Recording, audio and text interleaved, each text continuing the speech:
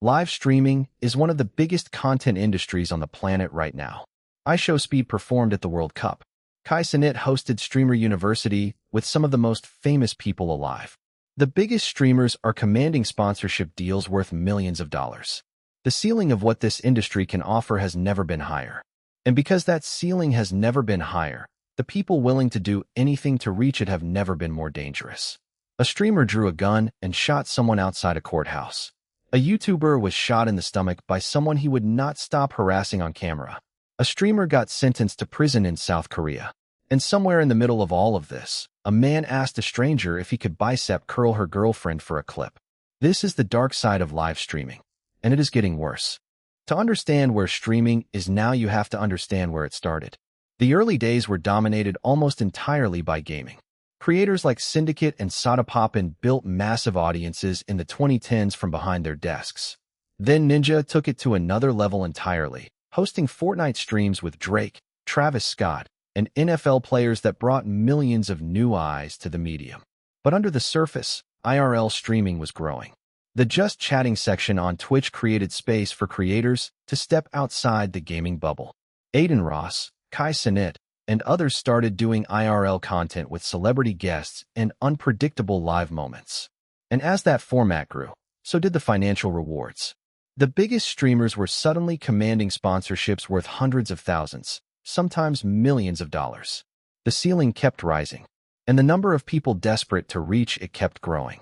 One of the clearest examples of how streaming has escalated is the subathon. A subathon is part subscription and part marathon. The stream continues as long as people keep subscribing. If subscriptions dry up, the stream ends. Ludwig popularized the format in 2021 by streaming for 31 days straight. You could watch him sleep, play games, work on his garage, live his life on camera continuously for a month. But when Cenat ran his version, the scale was completely different. This was not one person doing normal things in front of a camera. This was Kevin Hart, celebrities, multiple other streamers, organized chaos engineered to produce the most viral clips possible. The best comparison is a modern-day iCarly. And that escalation from one guy playing video games in his bedroom to a production designed around clip virality tells you exactly where the incentives of this industry have moved. Clipping changed everything. The basic concept is simple. Individual streamers or companies working on their behalf hire contractors to cut their streams into short clips and post them on TikTok and other platforms around the clock. They call them clip campaigns. And the numbers involved are genuinely staggering. In March of 2026, clips from a single streamer generated over 2.2 billion views from 69,550 individual videos posted by an army of 1,600 clippers in 1 month. This system solved one of streaming's fundamental problems. Most people cannot watch a multi-hour stream, but they can watch a 30-second clip on TikTok. Clipping converts streams into short-form content at industrial scale and feeds it directly into the attention economy. It turned streaming into something much more powerful and much more commercially motivated than it was when it started. And it created a new pressure. What makes a good clip? Increasingly, the answer involves some element of rage bait. Rage bait refers to content specifically designed to provoke anger or outrage as a means of generating attention and money. The streamer says something ridiculous or offensive. Viewers react. They comment. They share. They argue. All of that engagement signals to the algorithm that the content is worth showing to more people. And the streamer gets more views, more notoriety, and ultimately more money from the reaction, whether that reaction is positive or negative. There are 3 forces accelerating this. Algorithmic reinforcement means social media platforms are designed to prioritize extreme and emotional content, so normal posts stop generating the same engagement.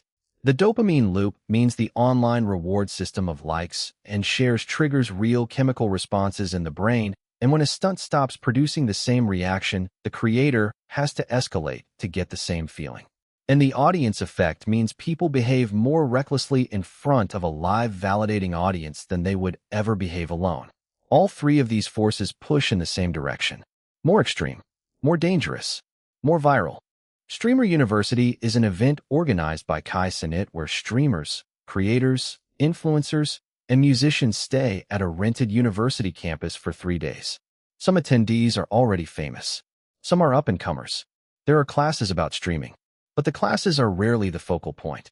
The focal point is whatever can generate the most viral clips. And this is where you start to see the direct consequences of the clip farming incentive structure on real human behavior. At Streamer University, people who know what they are signing up for are deliberately trying to create outrageous moments because that is what the format rewards. But the problem is not what happens between creators who have consented to be there. The problem is what the people watching take away from it and try to replicate on their own in public with people who did not consent to anything. As streaming has grown and clip farming has become normalized, the comfort level of approaching strangers in public with a camera has shifted dramatically. There are small streamers across every major city who are running up to random people on the street looking for a reaction they can post online. Some of it is staged. A lot of it is not. And a significant portion of it crosses the line from entertainment into genuine harassment. This has been enabled in part by Meta Ray-Ban glasses, which can record people continuously often without their knowledge or consent. According to BBC reporting, wearers are using the glasses to film women at beaches or outside shops without telling them. The women only find out about the videos after they have already gone viral and generated abuse online. The connection between streaming culture, short-form content, and these glasses has normalized filming strangers in public in a way that was not happening 5 years ago. When Kick entered the streaming market in 2022, it positioned itself as the alternative to Twitch. Looser moderation, more creative freedom, fewer restrictions on what creators could say and do. It was backed by the gambling company Stake, and it was created explicitly as a competitor to Twitch. And the consequence of looser moderation is not just more controversial content. It is a race to the bottom where the least restricted platform attracts the most extreme creators, which forces the platform to become even less restrictive to retain them. Kick did not create the toxicity in streaming culture, but it created an environment where that toxicity could grow without the guardrails that a more moderated platform would provide. And some of the most serious incidents in recent streaming history involve creators who found their home on Kick after being removed from more moderated platforms. Chud the Builder represents probably the most extreme and dangerous culmination of everything that has been building in this video. His streaming persona was built entirely around racial harassment directed at Black people. Frequent use of slurs, deliberate provocations, flash his gun, generate outrage, generate clicks. The rage bait algorithm rewarded it with attention and a following of people who treated it as entertainment. He faced platform suspensions and legal controversies multiple times. He himself stated on stream that he believed one of these encounters would eventually end with someone being killed.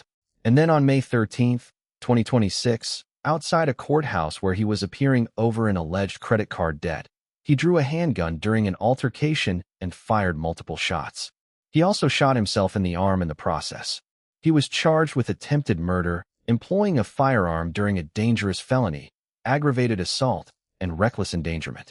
His bail was set at $1.25 million. And then he launched a memecoin. And Chud is not an isolated case.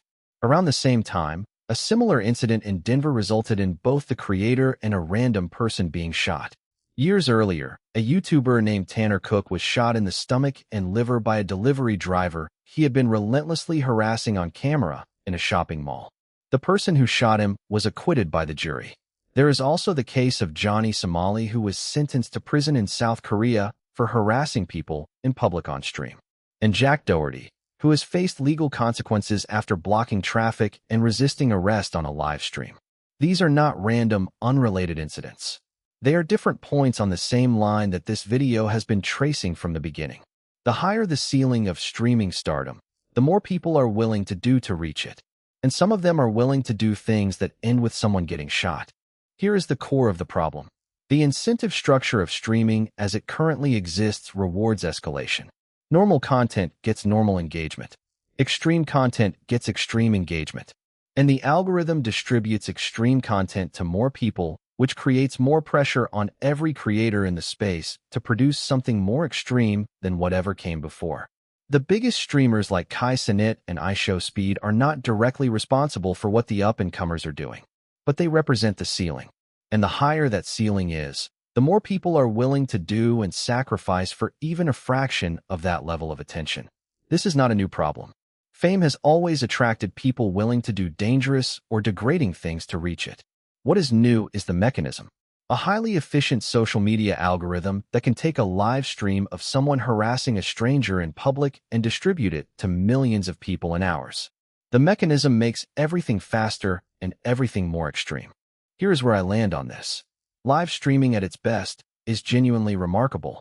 The ability to watch someone experience the world in real time, to feel like you are along for the ride, to be part of a community built around shared entertainment is something that no other medium has offered in quite the same way. But the forces shaping streaming culture right now, the clip farming incentive, the rage bait algorithm, the dopamine escalation loop, the audience effect, the platforms that profit from the most extreme content, are pulling the medium towards something that is going to keep producing the kinds of headlines this video has covered. More harassment, more dangerous encounters, more situations where the line between content and crime disappears entirely. The people at the top of streaming did not create this problem, but the machine that made them famous is the same machine making it worse. And until that machine changes, the incidents are not going to stop.